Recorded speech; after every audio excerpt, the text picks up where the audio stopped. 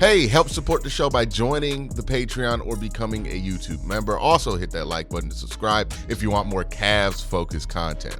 I've done a ton of talking on this channel about how the national coverage of the Cavaliers leaves something lacking, and how, sometimes some of the most prominent and most well-paid national media guys can be the ones that are slacking on the work that needs to be done in order to talk about a team like the Cavaliers.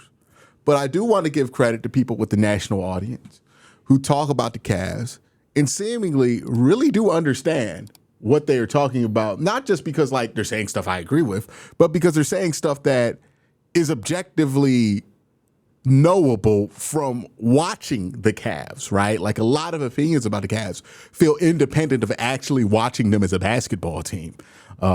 But Frye, who's been in the media for a while, former Cavalier, now again, a little biased there, but Kendrick Perkins is a former Cavalier. Don't seem like he watched too much.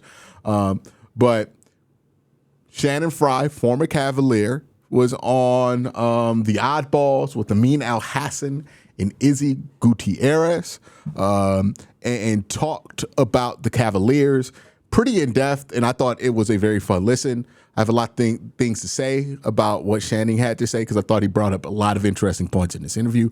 Let's let it rock. But Evan Mobley has to step up in the playoffs to be their best player if they're going to go anywhere.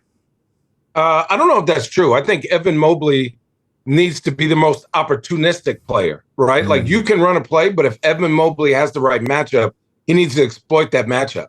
So every game, like let's say they're playing Orlando, most likely they're going to have to double team Donovan Mitchell. So the minute they double team Donovan Mitchell, Evan Mobley can't be.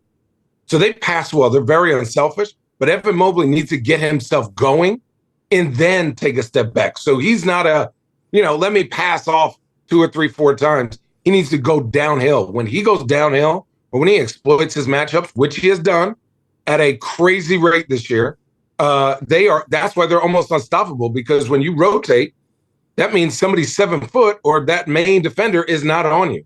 And you need to be able to make decisions for the team. And I think, what is Cleveland like? Aren't they second in assists in the league? So it just shows you the whole team passes that ball. They're unselfish. Last night, I did a clip on the Cleveland Cavaliers passing. Evan Mobley gets the double team, swing, drive. So it wasn't just a swing around the horn, which is easy. Donovan Mitchell got it, drove down, stopped, and kicked out to Max Strus, wide open Jay.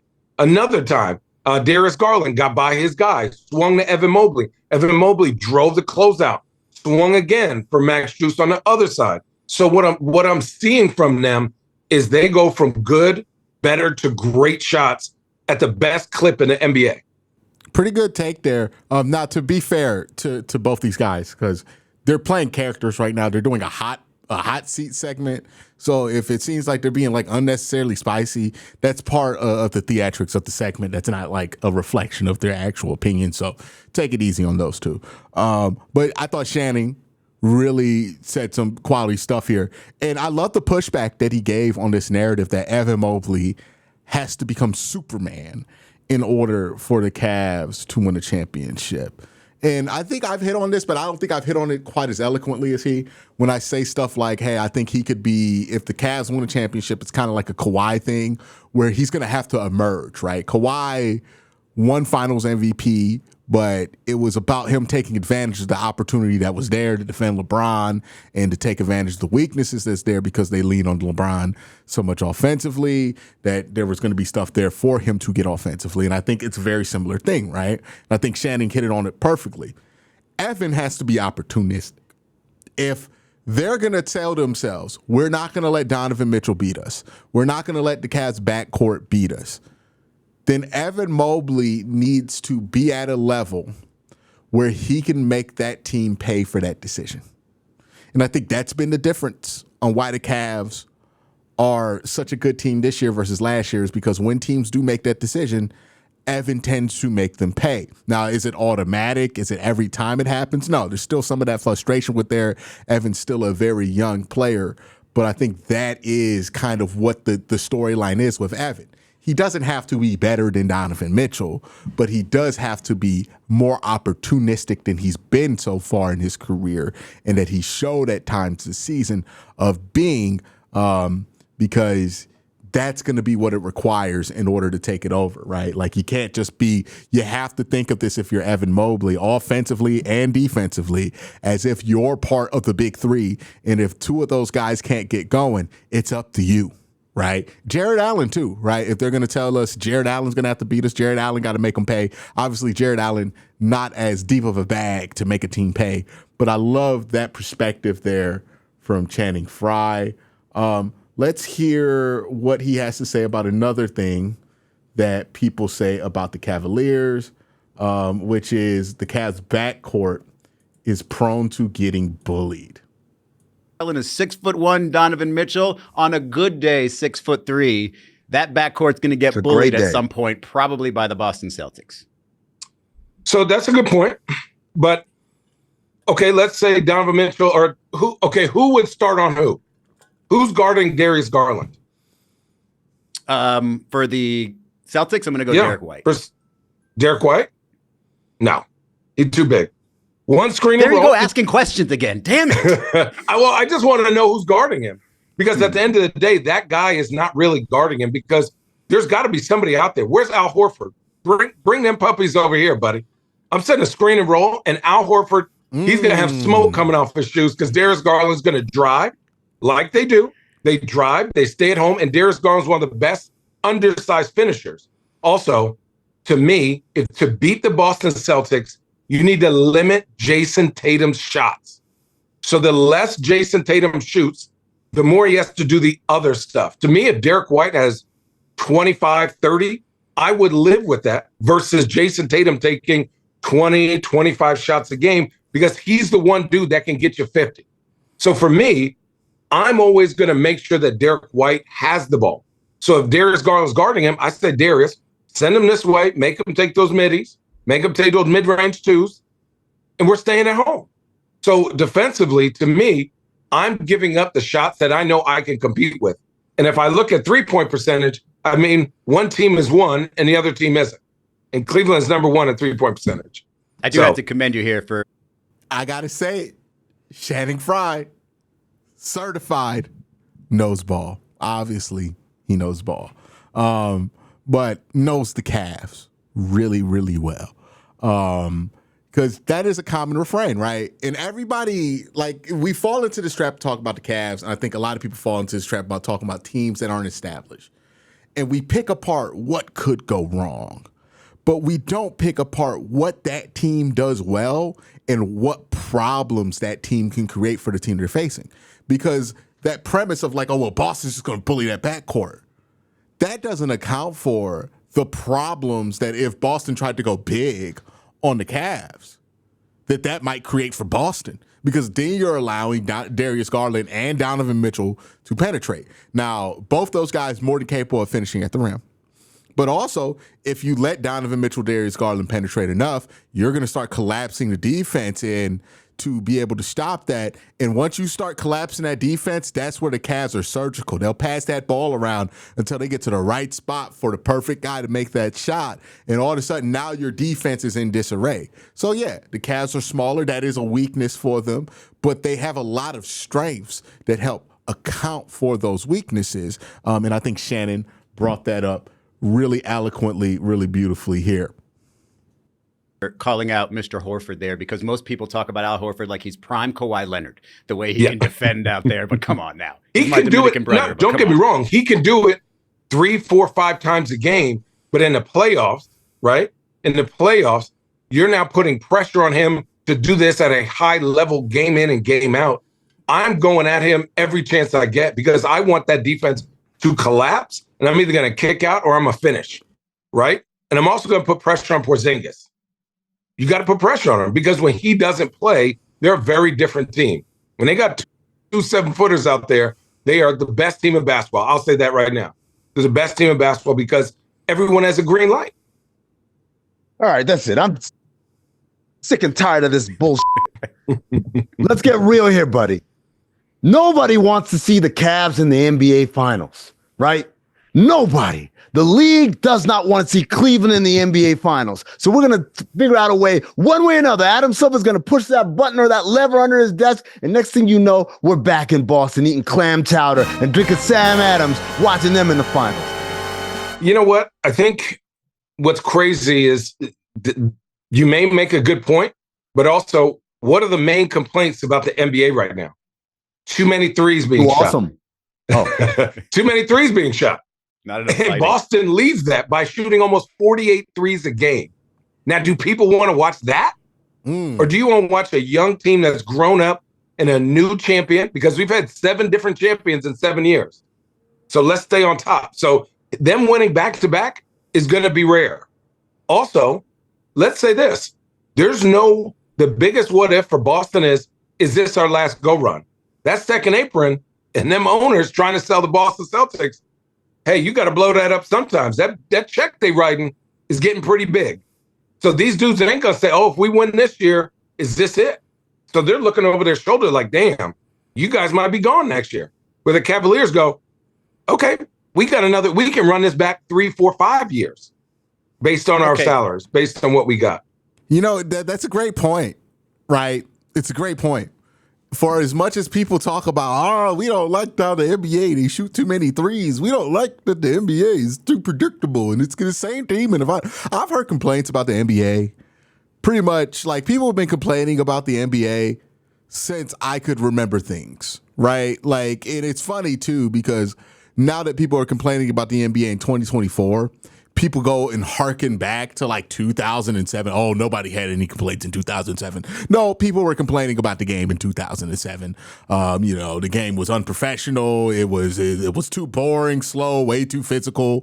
The same thing happened with now in like 2012. People are harkening back to that era. But anyways, people's BS complaints about basketball aside, because I'm convinced that a lot of people complain about the NBA product being bad. They just don't like basketball. But one of the main complaints about people, every time I look at a Boston Celtics highlight, is somebody counting how many threes the Boston Celtics took and being like, oh my God, 66 threes. This the team you want to watch for the whole summer? But a team like Cleveland, y'all want to get that one in there? You can't, I find it hard to believe that a story about an underdog like Cleveland, who was counted out in the ways that they were counted out the last couple of years because of a loss against the New York Knicks, and their battle back to prominence without the guy who has made their franchise the household name that it is in LeBron James. I refuse to believe that that's a difficult story to market. Story kind of writes itself, right? Like you're telling me the NBA can't get people to care about that? If they can't, it's because they don't try, right? Like the Cavs are an interesting team, and the Cavs are an exciting team. Darius Garland has one of the best handles in the NBA. That's fun to watch. Donovan Mitchell is one of the most explosive athletes in the NBA. That's fun to watch. Evan Mobley is a unicorn. That's fun to watch. Jared Allen, nonstop hustle. That's fun to watch. He's the guy who's going to get out there, get some bumps and bruises, right? People want physicality. Jared Allen brings that to the table. Cavs are a very entertaining package. They come in a very easy to tell story. So yeah, maybe right now for the uninformed, the Cavs are a hard story to sell, but that's more for a lack of trying than it is for a lack of ability to be true. Now listen to this fun question. They put Chan and Frye in a hole here and asked them, would this Cavs team beat the 2016 Cavs team? No, I actually do. I didn't have heartburn last night. It was actually great. Okay. Too much breakfast flan for you. Yeah. Look, Channing's a good guy. He's a nice guy, isn't he? We like Channing. He's a good guy, right? He means well. So that's why I'm going to ask him a question that goes beyond Oklahoma City, Lakers, Denver, all that talk. Me and you. You don't have to, no one else here. Don't ignore the cameras and the microphones. If this Cavs team played against the 2016 Cavs team in a 7-game series, they would beat the brakes off of your old ass. Not a chance. On God's green earth. Not a chance. Whoa! What happened? Oh, not a chance. Why do you say that? Because the Cavs don't have a bully. And bullies. Which Cavs? This Cavs team doesn't have a bully. And at the end of the day, we had a bully. We had 2. We had Braun and Kyrie. And at the end of the day, we're going to get a layup. Evan Mobley, you're great. You ain't guarding LeBron like that. And also, if you think about the shooters we had, we were a better shooting team than this team. They just get more chances. I think we were more physical. We're a little older. This team was great. Disagree with Shannon on that one. The Cavs, I think they shot more threes that year than this Cavs team did. And if it is because of the advancement of pace right now. Also, if we're going to call Kyrie a bully, I think Donovan Mitchell belongs in that category. Right? I think Donovan Mitchell, Kyrie, similar tier of player. But there's only one team that's done one thing ever in the history of basketball. So until you tell me it's the Bulls, then I'm not going to say it's the greatest championship of all time. You could argue this is entrapment, but we got you here because the current day Cavs traded away their bully and George Niang. Instead, they got DeAndre Hunter over here. Not bullying, scoring a ton. Excuse me? This got to be a joke, right? Bullying? What do you say to that? No. I mean, bully by your – here's the thing that I look at when you look at playoff teams. I don't care how Denver looks right now. I don't care how the Lakers look right now. In the playoffs, you need to score so you can set your defense. And at the end of the day, if you got somebody who is bigger than the other person, they're going to get a layup. They're going to rebound the ball. They're going to put pressure on your defense. And that is the one thing the Cavs don't have is a true physical bully. Now, Donovan Mitchell is still small, and he can get downhill, but he ain't 6'9", 270. He ain't. Yeah, but you just said Kyrie, though, is in there. Yeah. I think I'm going to have to call it out. I think Shannon Frye might be a little bit biased. You know what I mean? If that's what we encountered as bullies, it's like, okay, y'all had Bron. You know what I mean? Cavs don't got a Bron. I agree with you on that. Like the sureness of the 2016 Cavs to make the finals was secure because they had Bron. And their ability to come back from 3-1, like this Cavs team can't come back from 3-1. They ain't got Bron. You going to do that shit when you got Bron. I agree with all of that. But if you're going to call Kyrie a bully because he can get a bucket when he need to get a bucket, I mean, Donovan Mitchell can get a bucket when he need to get a bucket. 7 foot, however much Jokic weighs. His weight is, whatever. They don't have a Luka. We've seen what Luka could do with him and 4 bottle caps. He gonna beat the Clippers. Right? He gonna beat 3 teams by himself. He just need to get in shape. But other than that, dude, this team just doesn't have a bully, and neither does Boston. And so when you start getting there, but you stuck the landing. Ooh, wait. He said, "Don't Boston ain't got no bully." I don't know about that. I think Donovan Mitchell and Jason Tatum, they both count as bullies. They kind of even each other out. And then you're worried about like guys who could also get you 40 alongside your best player. So Jaylen Brown, Jaylen Brown, Darius Garland, right? Both guys who can break out, get you something, and then, your unicorns, which Evan Mobley is. I think they're pretty evenly matched here, right? But fun segment from Channing Frye. Thought he really did demonstrate some interesting takes about the Cavs. And it's just nice to see somebody talk about the Cavs on a national outlet that is not just straight up based in ignorance or fully about the conversation if they can beat Boston. This is on, let me double check what YouTube channel this is on. The Oddball with Amin Elhassan and Izzy Gutierrez channel. Make sure you go check it out. Shannon Frye did about 25 minutes talking about the Cavaliers. Thought it was fun. And if I'm going to complain about when people don't talk about the Cavs with knowledge, I got to show a highlight to the people who do talk about them, even if they say some stuff at the end of it that I might have some disagreements with. But shout out to Shannon Frye. Think he's doing a great job. Y'all have a great day. Have an even better night. Peace.